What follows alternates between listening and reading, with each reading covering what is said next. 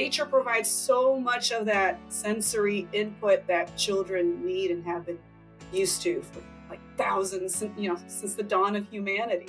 It's like we're a return to our origin, and that origin is still important for us. It sets in motion so much developmentally. So a child is born to this world very much still a hunter-gatherer. And what would a hunter-gatherer child want? It sees a rock, a stick, water. It understands that. There's no issues there. Like, I get this. Like, I can play with this. Like, human beings have been playing with this for thousands of years. We can learn so much from watching the way children move, and in particular when they're playing with other children in nature. My guest today, Bianca Hagen, remembered being frustrated in school when she had to sit still and listen for long periods. So when she had her own children, she decided their education had to incorporate movement, nature, and play to do her best to ensure they would thrive into resilient, happy, confident adults. Learning so much about this for her own children led to wanting to help other children have the same benefits. So she started up Hidden Valley Forest School in Virginia. Whether you have young children, are a caregiver or grandparent, or even just reflecting on how movement made you feel as a child and wanting to find some of that joy again, Bianca talks about how important both nature and movement are in everyone's lives through the lens of childhood. I started this conversation reflecting on my own children's school experiences. So when I had my 3 boys, I was not even vaguely thinking about having anything other than mainstream schooling. The only thing that was different for me was that my wonderful flatmate, who was then turned into my bridesmaid, was studying to be a Montessori teacher when we lived together in London. And I just loved the whole philosophy of the child-led learning, and also the interest in nature and the world. And when my kids started school, they didn't have much of that, apart from the fact that my choice in schools, luckily for me, did involve outside space and some movement. But that's often not the case. And I think also people sometimes just don't think that there are other options. But it was clearly different for you, because when you had children, you decided that you wanted to make some specific choices. And that's what led to you thinking about this amazing school that you've set up in Virginia. So what sort of made you start thinking about how important it was to be in nature as a child growing up and in education? Well, I guess we would have to trace back to when I first became a mom, because before that, honestly, I feel like I was like the majority of people, right? You just kind of, you kind of go through through life kind of, doing the things that you have always known. What we have always known feels more comfortable. And a lot of times that's more traditional schooling. That's more like sitting at a desk. And when I had my own kids, I don't know, something turned on in my brain. I started like really questioning a lot of things. I started questioning because I wanted to understand my children better too. I wanted to be a better mom. So I just started to like read a lot about, child development. I read about all the educational approaches. I just wanted to set my kids up in an environment where they would thrive, right? They could be not like the best they could be, but the happiest they could be. And I felt like if they were the happiest they could be, then they would thrive with whatever choices they would make. So a lot of my research pointed to Montessori, to these, alternative types of education like Reggio Emilia, and eventually to forest schooling, especially what they've been doing in Scandinavia and parts of Europe for the last 50 years. And it really opened my mind to, wow, like the importance of having children experience nature. And it also made me look back to the most significant experiences I had as a kid. And honestly, they always involved being out in nature. Yeah. And so concurrently with that, I was also reading a lot about movement, just moving more. like Katie Bowman and all those people. Like they really opened my mind to the importance of moving. Because to be frank, like I had been in gymnastics as a kid. I had been this high energy kid, but always kind of like forced to sit at the desk, forced to like listen to the teacher at the blackboard, And as a kid, I always felt very frustrated. So when I had my own children, I looked back to those moments and I started thinking like, if I could just place them in an environment that they wouldn't feel that frustrated, that they could explore the world more, then that would be great. So like the world of movement and yeah, go ahead. So I was going to ask, so your own experience of school was one where you remember being frustrated by those circumstances? Oh, yes. Oh, absolutely. Absolutely. And I know, for a lot of people, like school, the traditional way, school works. My husband is one of them. I mean, he excelled, he thrived, he did really well. But for me, my mom had to put me in gymnastics because I was always climbing up the walls, and so it was challenging for me to have to sit for hours on end and just listening and not really learning with my hands and not being able to go outside. Right. Yeah. So those both worlds came together, the importance of movement and, how children thrive. And they came beautifully together in forest schools because you get that fresh air. You get that child-led environment. You get the different terrains for movement.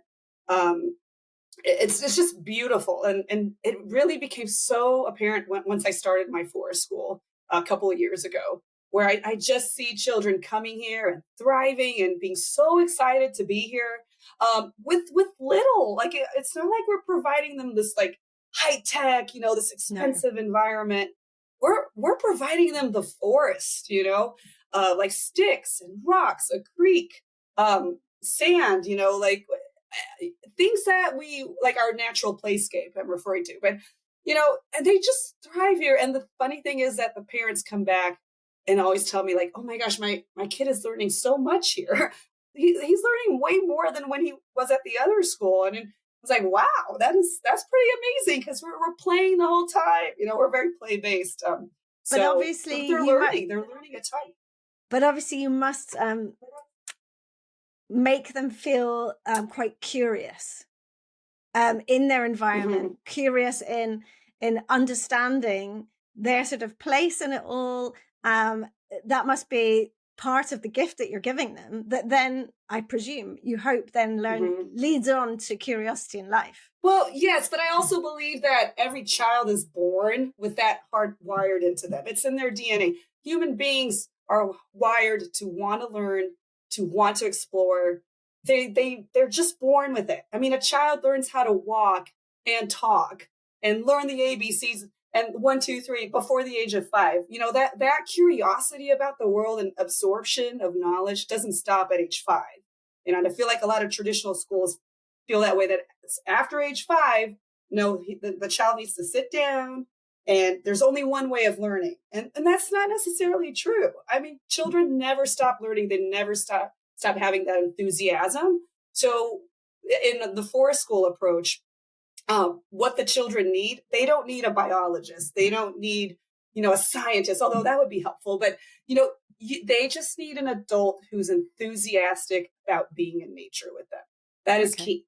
Like, and anyone could be that. And usually that's a mom and a dad, right? It's like, oh, that tree is so amazing, right? I wonder what kind of tree that is, or look at this insect, guys.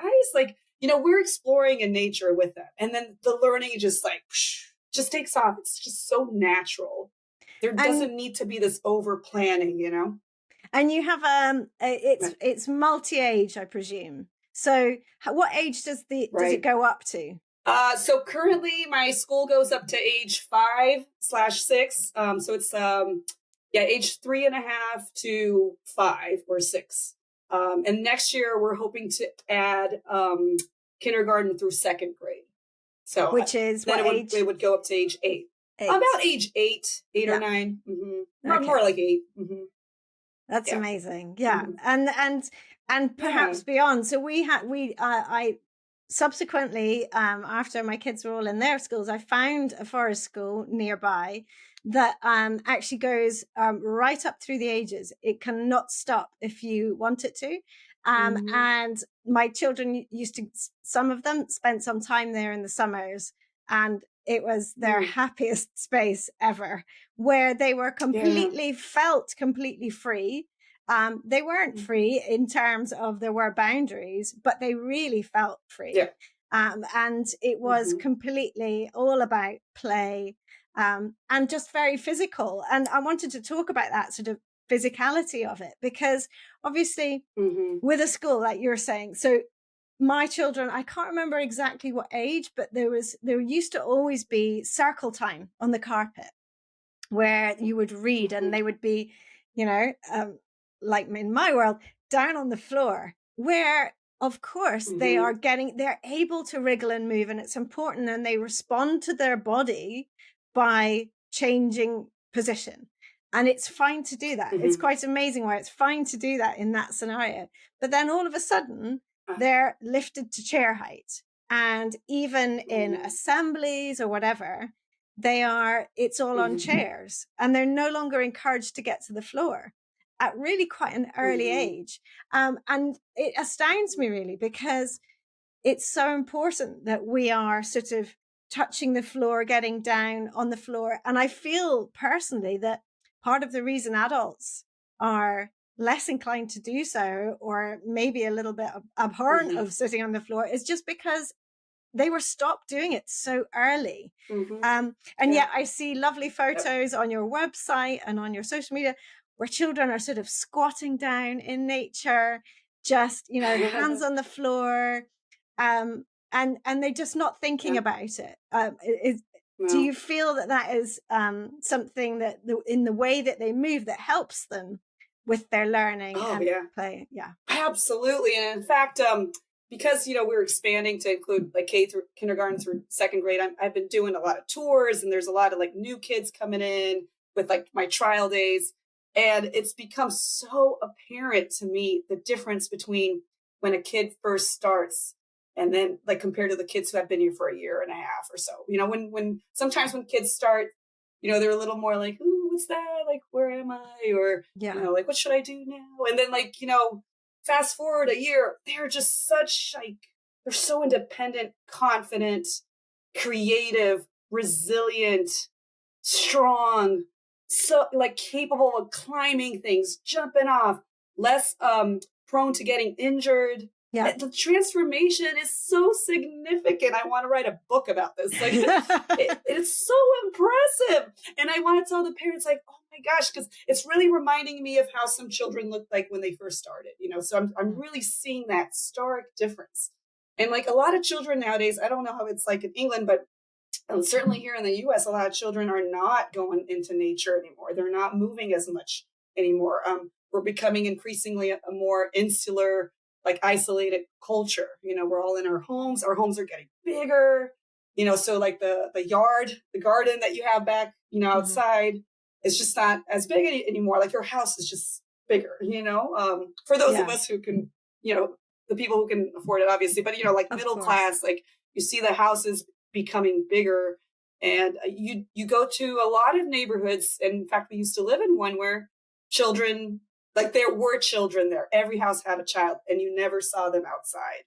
There were never any children playing outside, and I know there's a lot of factors to there, like, people are afraid of crime and all that stuff, but children don't come out anymore, and they're not moving as much with all the technology as well. But here at my school, like I'm really happy to provide a space where kids come here and they move and play and explore and learn for like 5 hours a day, and we're outside.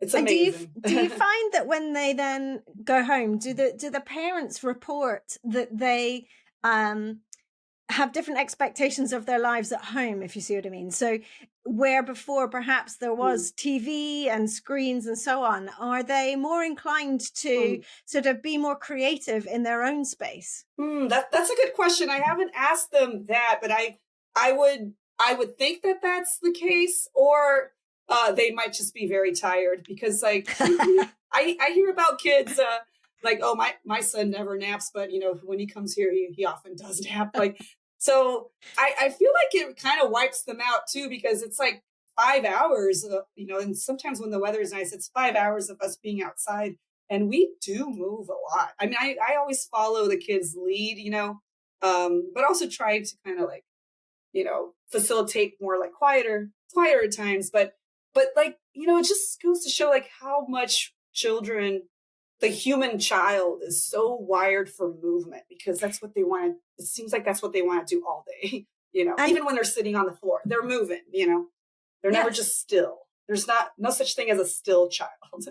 And to draw back and sort of think about this from a human in general movement perspective, I think we can learn so much from watching children, watching the way they move, watching the sort of initial developmental patterns, but also their sort of ability to want to explore using their body, and even just that conversation about sitting on the floor and the fact that they want to move more. I find it so interesting that people have these ideas in their head that, for example, if you sit on the floor, you need to sit, cross-legged, and you need to sit in one position. And if you can't sustain that for however long, then almost you failed. When in fact, it's the absolute opposite. It's about being able to have a repertoire of different ways of sitting, and allowing that kind of niggly feeling of, oh, I need to shift now, to let you shift, to get that extra bit of movement in. So actually, we could learn so much from children in that respect. Yeah, and it's so interesting how traditional education. It's almost like, well, if you look at the history of traditional education, I mean, it started in the industrial age, and when we had factory workers, right? And we're still approaching education in the same way that we did back then. Like, we really haven't changed the format. But then you have like, like all these like different people coming in, with Montessori and Reggio Emilia. And those are people that actually took the time to observe children and sit down with them and design their educational approach based on what they were observing. So those programs always allow much more movement. And it just still baffles me that, even with a lot of people who are like educational experts, they're very tied to this traditional idea still of the desk, the chair, teacher at the blackboard, children be quiet, listen, like there's still that same format. And at least I know for sure that was my experience, growing up. And it just kind of at a certain point, it kind of dims the light a little, or significantly in some cases of the child, and particularly for some children. Excited, but and particularly for some children who they actually need movement because of the way their brains are wired to be able to think better. And in fact, they have hugely creative brains, but that creativity is almost slightly dampened by the fact that they're told to move less. And again, I almost think the same is probably true of adults. The fact that we are, finding ourselves potentially sat, if you're doing a desk job for 8 hours a day, it amazes me that we expect of the people doing those jobs creativity and productivity when they're so sort of stifled, and all their physiology and their internal systems have slowed down to not very much. To then expect that with the lack of blood flow to the brain, us to be doing good jobs is amazing. Hence why, as you know, we talk a lot about movement breaks and how important that is. I wanted to just go on. Sorry, no, fire away. I just want to make just one quick point before I forget it. But I want to say that some of the kids that come to my program, perhaps in a more traditional setting, they would have become an issue because they want to move more. They don't necessarily want to sit and for what feels for them hours at a time. They want to have agency, in their life experience. If they want to grab a block and build it, they want to do it. They don't want to necessarily, especially at that young age, be told that, no, we're going to like sit right now and do some worksheets. Like some of those kids might have, been an issue in more traditional settings, but they come here and they become leaders. They're leaders. Like, they're like they're like the other kids just look up at them like, oh my gosh, I want to do what he's doing. And he gets that kid gets so much confidence, So it's like the environment is kind of And what is the internal message that that kid is downloading for the rest of his life? Am I going to be an issue? Or right here, like, wow, I'm a leader. Like people like my ideas. I have important ideas to contribute. So maybe, yeah, I always feel like the environment can set in motion so many things, depending on the child. Yeah, no, you're absolutely right. And um, the nice thing as well, I presume in your space is that there's a whole variety of nature. So it's forest school, but I believe you have water there, and so you have obviously got space. You got the trees to touch and play with. And so on. So I presume that it's a very sensory experience as well. And I think that's what's also dampened and shut down in traditional schools, is this inability to have that sort of sensory experience that I see so many kids. You can see kids that like to sort of play with their clothing or whatever, because they're desperately wanting this sort of sensory way into the world, and yet that's potentially shut down. But you're providing that in nature, aren't you? Oh yeah, it's everywhere, right? I mean, and it just goes to show too, like how our DNA is, we're still very much hunter gatherers, like, okay, we're modern human beings, we're more civilized, but like our DNA, we haven't changed much since we were hunter gatherers. And so a child is born to this world very much still a hunter gatherer. And what would a hunter gatherer child want? It sees a rock, a stick, water. It understands that, there's no issues there, like, I get this, like, I can play with this, like, human beings have been playing with this for thousands of years, as opposed to a child who's like maybe born in, like, my first one was, I was still very much like doing things, like all how I had always done. I was more like indoors, so it's like that artificial lights and the plastic toys, and she had a lot more meltdowns compared to my two youngest, and so yeah, the nature provides so much of that sensory input that children need and have been used to for like thousands, since the dawn of humanity. It's like we're Yeah. a return to our origin, and that origin is still important for us. It sets in motion so much developmentally, right? Yeah, you're so right. And it is a really short time in historical terms that we have boxed ourselves in this way and created these artificial environments. And I feel it myself. As soon as I step outside the door, even, one sniff of fresh air, it doesn't even need to be in nature, just literally going from inside my box to outside. And immediately my mind shifts. Immediately I feel so much better for that shift in environment. And why is that? Well, it's obvious. It's because it's going back to where we came from, and physically, again, back to movement. It's much harder to move indoors. And this is why people really struggle with not being sedentary and kids not being sedentary when the whole world is set up to be sedentary, with sofas, with all the screens that, are so useful in some ways to bring us across, we have such a connected world. We've learned so much about other environments, but we're seeing them through a screen. And there's even science now that says that you can get benefit from staring at images of wildlife, which is great, but it's just not the same. And we don't want to be encouraging that. We want to be encouraging people to just get outside and be and see how they feel in that environment, because I think it's trying to create that connection within the person, which you're doing within children. So I am sure these children are going to be very connected all their lives and probably really crave being outdoors and potentially make choices of career that involve the outdoors because they feel so at home there. And obviously the opposite is happening for so many kids, where they just don't have that that education. I don't mean in the formal sense. I just mean this connection to nature. Yeah. And, I mean, obviously it's a big part of forest schools to, foster more, that environmentalist connection, foster a connection to nature, and hopefully help you grow up into an adult that makes more informed decisions when it comes to nature and the environment, right?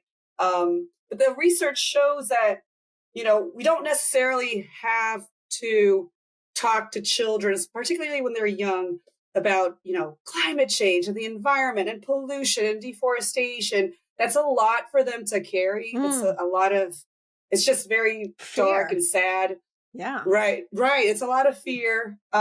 What's really important is to bring them to nature, establish that connection first, and that connection happens when they play in nature. That's why it's so significant, especially if if you are interested, in environmentalism and, all these environmental issues, in future generations, like bringing children more into nature. So it just has so many aspects to it, with the movement, the learning, and creating humans that care more about the world and the future of the planet. It all happens with those significant moments in your childhood, or those seemingly simple moments of you just playing in the woods, but then you find the salamanders and you realize that, gosh, this is not just this green wall. There's like animals that live there. There's so much going on. And you start understanding it. The intricacies. Maybe not conceptualizing it in your mind, but you start to really see those things. And you can't really get that just by reading about the Amazon forest and deforestation, you get that more through your own experiences in your backyard. So give us some examples of, for parents who perhaps aren't that conversant with nature themselves because they haven't had it in their upbringing, or for grandparents who are walking with grandchildren, let's say, they know they want to get into nature with them. They're feeling hemmed in. They know that getting out into open space is going to help, but they're not kind of sure what to do. And obviously going on a long walk is not something that children, they love to walk as long as there's things along the way. So give us some ideas of ways that people can just get that inspiration going for children and get them interested. I'm not sure. I mean, I think, maybe prioritizing, taking your child to the park, and that can just be a playground. I don't know, at least here in the States, playgrounds tend to be, in very green areas sometimes, so there's always nature around. But I think it's also important to note that nature is everywhere. Nature is even a weed growing through concrete, right? Nature is everywhere. So just kind of like pointing out these things, to your child, because I think children have that natural fascination with these things. They're drawn to the weed or to the little ants crawling, so nature can be anywhere. It can be your own little, your backyard. Does it have a tree? Does it have a bush? That's nature. You don't necessarily have to be going to this huge park or, the Grand Canyon or, No. But yeah, like hikes are awesome too. I mean, my kids, we've always taken hikes with them. I know not everyone has the time, but I find that even adults have the same benefits. You go on a hike, even if you feel like nature is not your thing, like you just go out there and it's the fresh air, the effects of like the forest, there are certain smells that your brain is wired to enjoy and appreciate and do well for you physiologically, right? Yeah. So it's kind of like putting yourself in those situations and just prioritizing that and seeing how that affects your child too. Because maybe it's not a thing for you, but just see how that affects your child. And sometimes children might be, especially if they're not used to it. Like my children at first were like that, especially my first child. And, just like, looking around. But, after a while, if you're just, consistent with it, you'll see it's the signs starting to show, the really positive signs. And I know you are really good at modeling movement because you have a personal interest in the benefit of moving, not necessarily exercise or whatever. I know we're on the same page with that. And, I've seen you playing in a really childlike way, which I love. It's so inspiring. But obviously a lot of adults don't sort of feel that they can do that in the same way. again, how would you encourage people? Because, for example, the parents of the kids that you've got, wouldn't it be perfect, the kids in your school, if they were doing the same as you and getting more active and moving? Because then they're not only seeing this amazing teacher, jumping around and so on, but also seeing their adults, their caregivers, their parents, their grandparents, and so on. So how would you inspire people to move more with their kids, like their kids?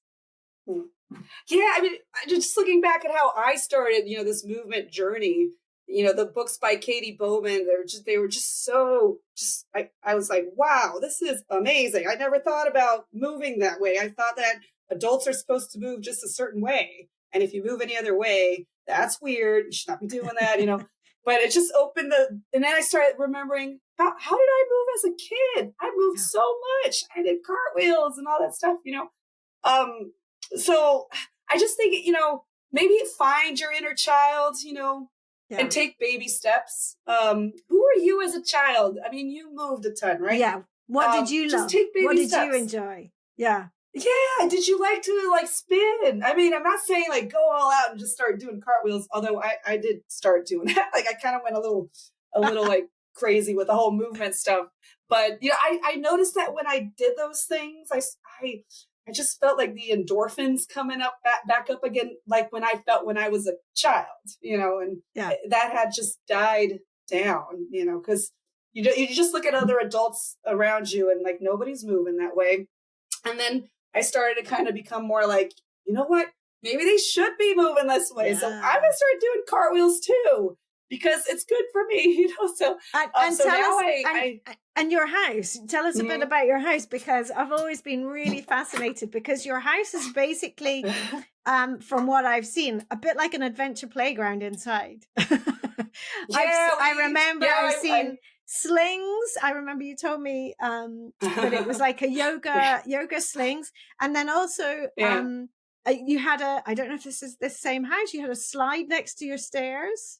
Or was that a previous house? Yeah, it was a previous house. My husband built a slide going down the stairs, and that was fun. Yeah, I mean, it kind of shows my evolution with movement, because I went from the house has to look a certain way to being all in with movement.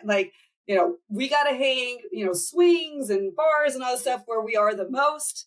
That's one of Katie Bowman's main messages, right? You got to see them to use them. If they're tucked away, you're not using them. And my kids, obviously move a lot as children. And so we just went all in, and somehow I convinced my husband to just start hanging things. And now that we still have it. And my school kids do use our swings. So it's part of my program. I still want to, get that movement in. So, but yeah, and your ceilings are okay. They haven't fallen down. Right. Yeah, because our living room is a 1920s log cabin, so the beams are exposed. But at our previous house, my husband did have to build a whole, make it a little stronger and more visible, where we were hanging. Yeah, so you do have to there's a bit of prep with that stuff, but man, it's so worth it. I mean, kids come here and they never want to leave. It's just there's so much movement and play. And do your kids continue really to use them? They don't sort of become part of the furniture, in inverted commas? I think they do use it. That's a good question. Recently, I don't know if it's maybe they're getting a little older, but they still use it. They really enjoy the gymnastics rings. That just, the upper body movement, they're just getting that so naturally during the day. So yeah, I mean, they just go maybe through phases and stuff, but maybe we should kind of move them around a little just to kind of make it look new again. But it's there, and I find myself using it too. I need that stretch every day. Lovely. Yeah. And your kids are at traditional schools then? They actually go to a nature school, an elementary nature school. I mean, one of the reasons is the movement part. There's no desks, so they're they're still doing a lot of the academics and stuff like that, but it's very project based, and they're going on hikes and they're moving all day long, basically. Yeah, they come back covered in mud. I love it. That's I mean, the cleaning amazing. part is a little hard, but But hey, it's still movement. It's all good movement, isn't it's it? worth it. Yeah. Yeah, that's the difference. No, it's fantastic. So obviously this people will also be listening who haven't got as much access to sort of the green spaces.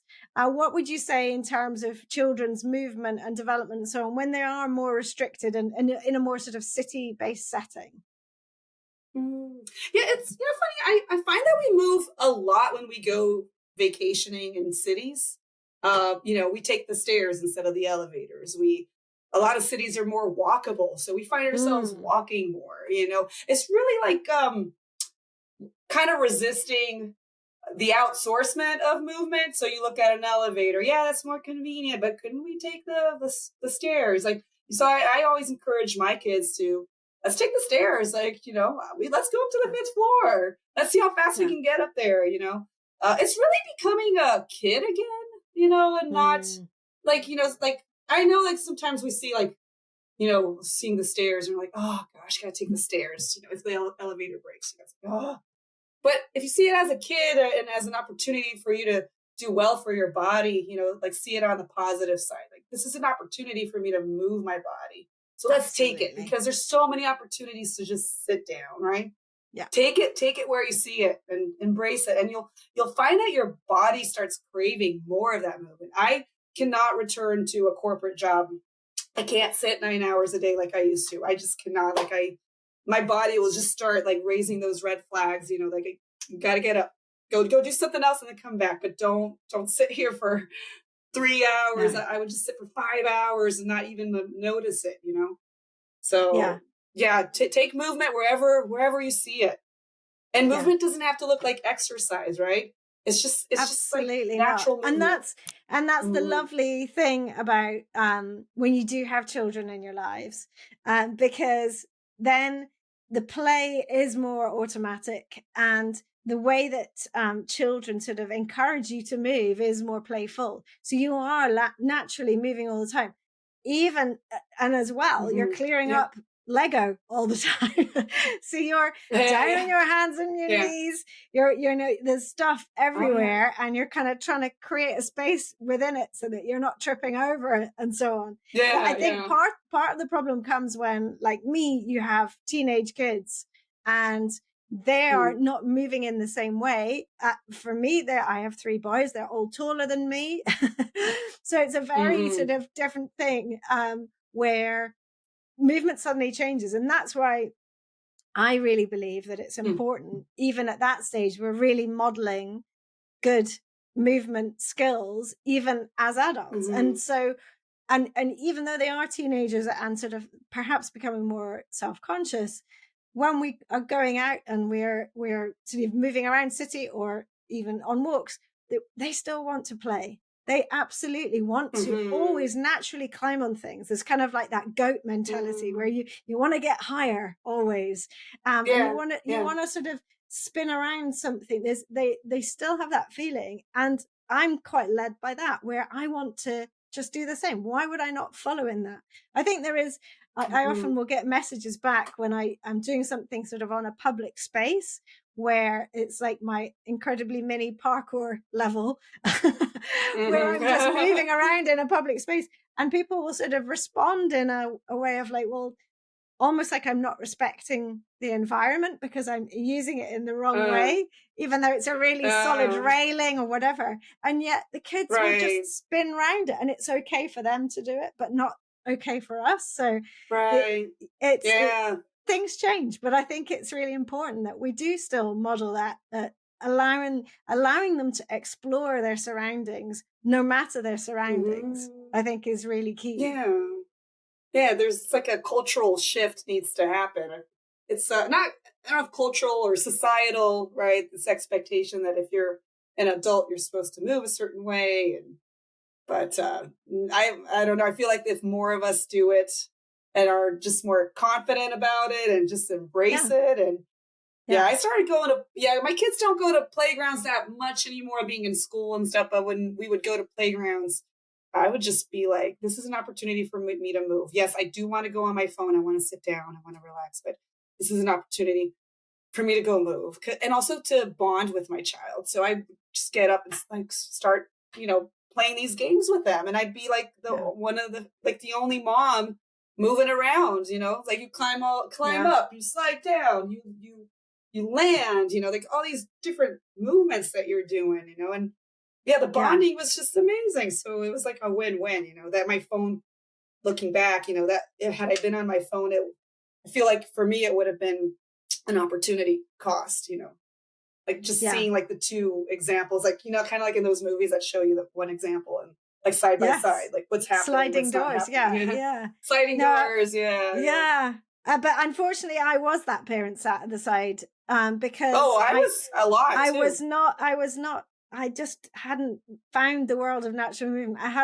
I wasn't enabled by, as you say, Katie Bowman's books, or by any of the sort of playful movement that I now know about. So I regret that I didn't. But even now, if my kids, even though they're older, are sort of attracted towards a play thing in a park or whatever, I'll be there with them for sure.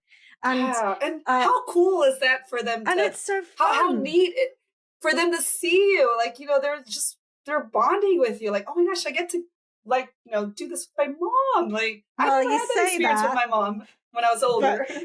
But really? Then it gets to a certain age where it's like, oh, Mom, I'm so embarrassing, Mom.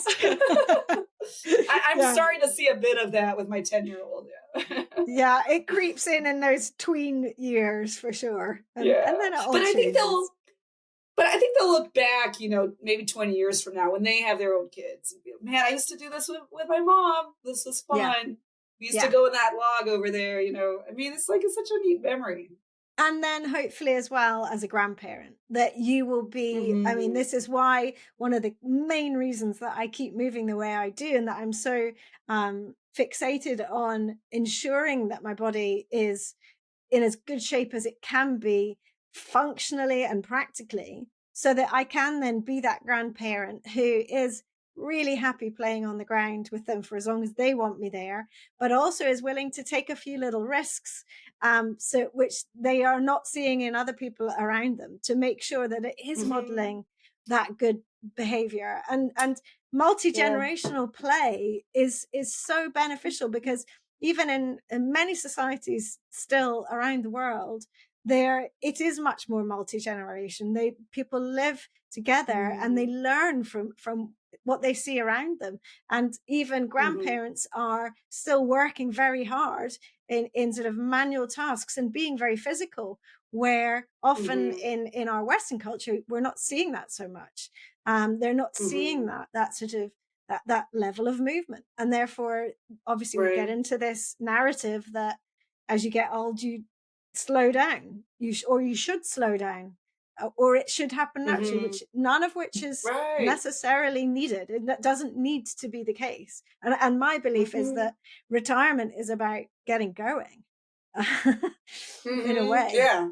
To it's almost like that's when life starts. To try and counteract anything that could be becoming more difficult in your body because of the aging process. So I was going to say, I was just to wrap up, it's been a lovely conversation. And so, and not having young children myself anymore, but remembering it vividly, I'm very envious of you having such an amazing environment to provide, not just to your kids, but to other children, and seeing the benefits that you're seeing.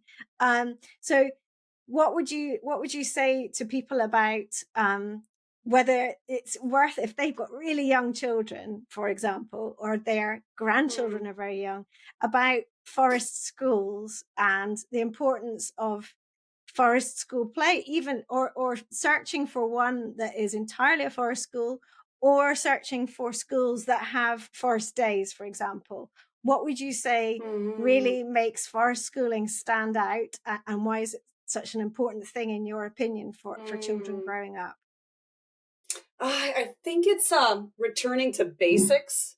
I think forest school is a return to basics. It's a return to how human beings have always learned. And we've taken that away from children, for the last, I don't know how many years, maybe 100, 120 years. Like we've removed that, right? With the Industrial Revolution and all that stuff.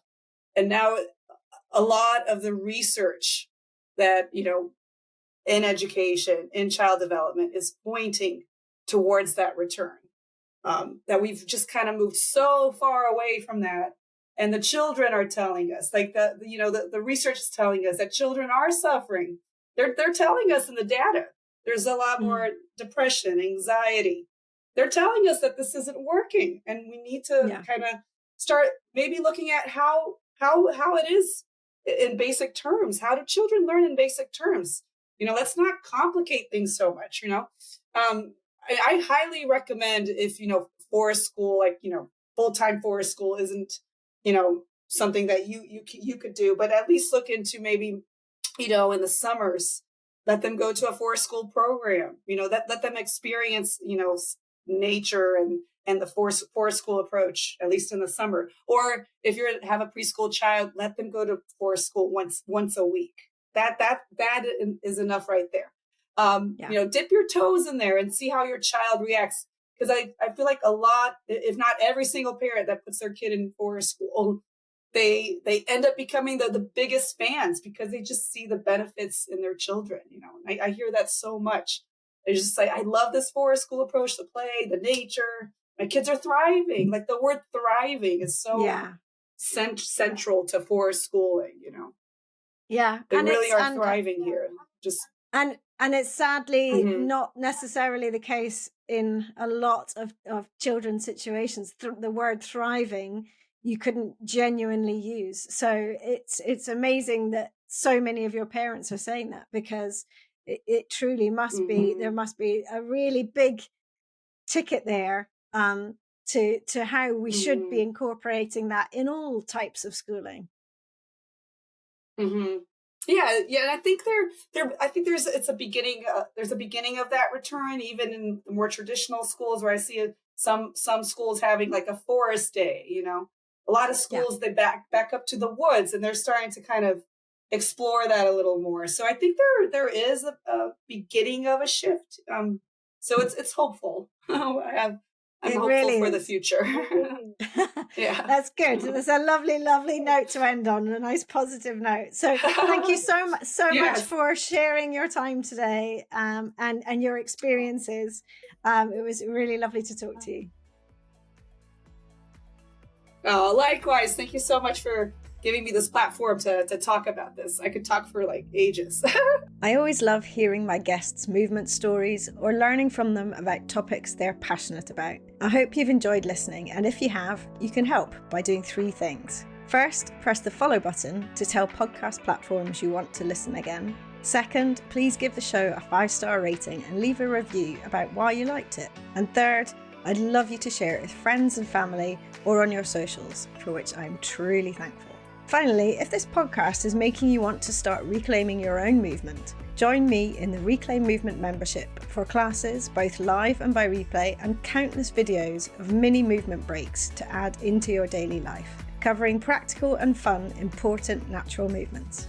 Visit reclaimmovement.co.uk/membership to get started with your 7-day free trial. See you for the next episode, and thank you so much for listening.